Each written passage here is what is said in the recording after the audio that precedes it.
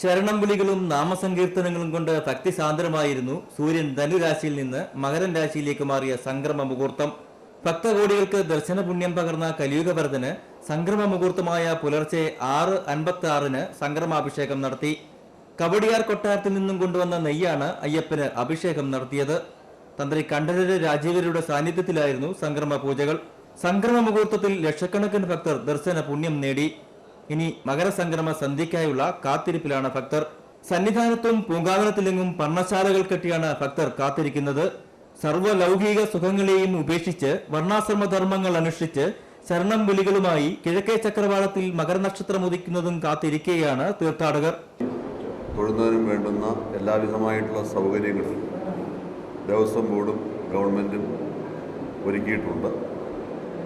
ഏകദേശം 4500ഓളം പോലീസ് ഉദ്യോഗസ്ഥന്മാരെയാണ് ഈ ക്രമീകരണങ്ങൾക്ക് നേതൃത്വം കൊടുക്കുവാൻ ഇവിടെ വിന്യസിച്ചിട്ടുള്ളത്. സംക്രമസന്ധ്യയിൽ അയ്യപ്പ വിഗ്രഹത്തിൽ ചാർത്തുന്നതിനുള്ള തിരുവാഭരണങ്ങൾ വൈകുന്നേരത്തോടെ സന്നിധാനത്ത് എത്തിച്ചേരും. പരമ്പരാഗത പന്തളം താരയും പൂങ്കാവനവും താണ്ടിയാണ് തിരുവാഭരണങ്ങൾ സന്നിധാനത്ത് എത്തിച്ചേരുക. വൈകിട്ട് 5 മണിക്ക് ശരംകുത്തിയിലെത്തുന്ന തിരുവാഭരണ ഘോഷയാത്രയെ ആചാരപൂർവ്വം സന്നിധാനത്തേക്ക് സ്വീകരിക്കും.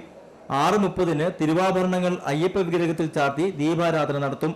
പൊന്നമ്പലമേട്ടിൽ മകരവിളക്കും തെളിയും. സന്നിധാനത്തു നിന്നും ക്യാമറമാൻ സുരേഷ് പുന്നക്കാടിനൊപ്പം പങ്കജാക്ഷൻ.